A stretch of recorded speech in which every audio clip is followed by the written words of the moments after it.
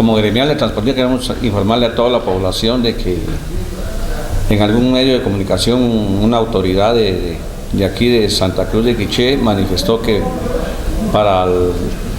la construcción de la carretera que se quedó varada, que quedó pendiente de construcción, como es la ruta de Santa Cruz de Quiché hacia San Antonio de Otenango y de Santa Cruz de Quiché hacia el municipio de San Pedro Jocopilas, a la entrada de Comitancillo. Es una bifurcación que se tiene con ese proyecto. Se manifestó de que no había presupuesto y la verdad que nos preocupa a nosotros que se esté confundiendo a la opinión pública, pues porque nosotros la semana pasada tuvimos reunión con autoridades de gobierno del Ministerio de Comunicaciones, Infraestructura y Vivienda, y se nos comentó de que para el presupuesto de este año se cuentan ya con un CDP de 51 millones de quetzales. La realidad es que le deben 94 millones a la empresa, y por eso fue que abandonaron los trabajos, porque ya no les pagaron en la administración del gobierno anterior. Y hasta el momento pues se tiene ese CDP de 51 millones de quetzales para poder renegociar con la empresa para que reanuden los trabajos de esas dos rutas. Nosotros estamos en un compás de espera con el equipo que estamos trabajando, con el señor alcalde de Santa Cruz de Quiché,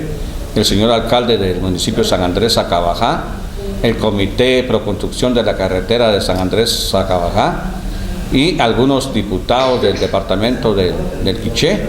entre ellos el diputado Marco Antonio Lemos y los diputados López Girón de San Pedro Jocopilas, que han estado acuerpando este movimiento,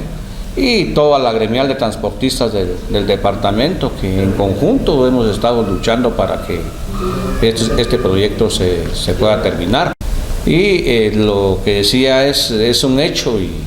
y se está trabajando, que es la carretera de Santa Cruz de Quiché hacia el municipio de San Andrés Acabajá, en donde ya se autorizó el presupuesto para terminarla completamente con un total de 12 kilómetros, y que inicialmente pues se nos dijo a nosotros de que iban a invertir alrededor de 24 millones para terminar